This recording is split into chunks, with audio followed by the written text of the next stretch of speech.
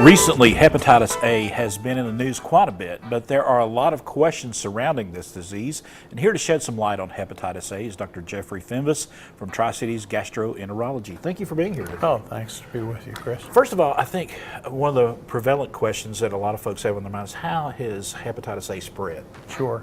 Hepatitis A is a human virus that's spread through the GI tract.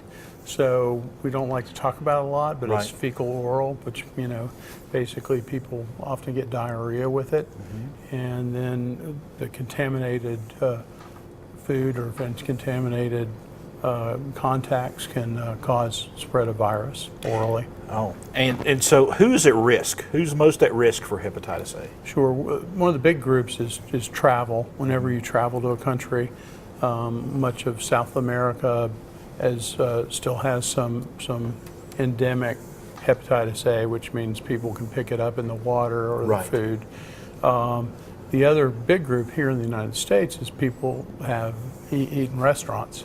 We all like to go out and have breakfast, lunch, supper, and food can get contaminated and you don't know it. So that's a big reason for outbreaks in our country. Most diseases present with symptoms. Tell us about, you mentioned a couple of those symptoms, but what are the main symptoms of hepatitis A? Sure. The younger you are, the less symptoms you tend to have. A lot of children in the past would get hepatitis A and really just have kind of a GI bug type of thing, a little nausea, a little diarrhea. Of course, the big glaring symptom is turning yellow, jaundice, and that scares people, and it is a scary process. Fortunately, mortality of hepatitis A is relatively low. But you can get sick, and then the process can last up to a couple months. So if you feel like you've been exposed, or if you feel like you're presenting with symptoms, what should you do? Sure. Yeah, if you've not been vaccinated or you're not sure of your previous exposure, then you can go get a vaccine if you've been exposed. Actually, the health department recently was offering those for free.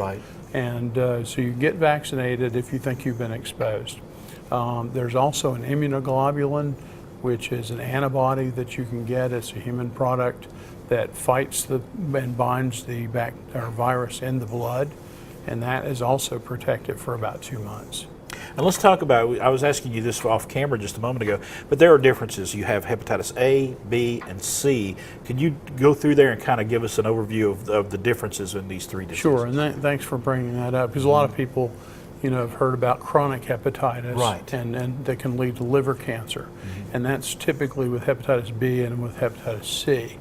Hepatitis A is an enteric virus spread human to human, and it comes and it goes, and then you're immune to it.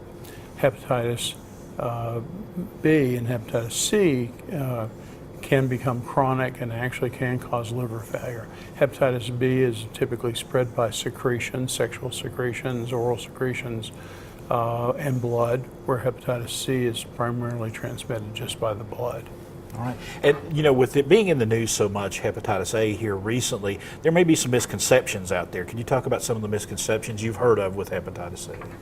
Well, with hepatitis A, it does not mean that if you get yellow that you're going to die. Mortality, we can't say it's 0, but it's 3 out of 1,000 overall.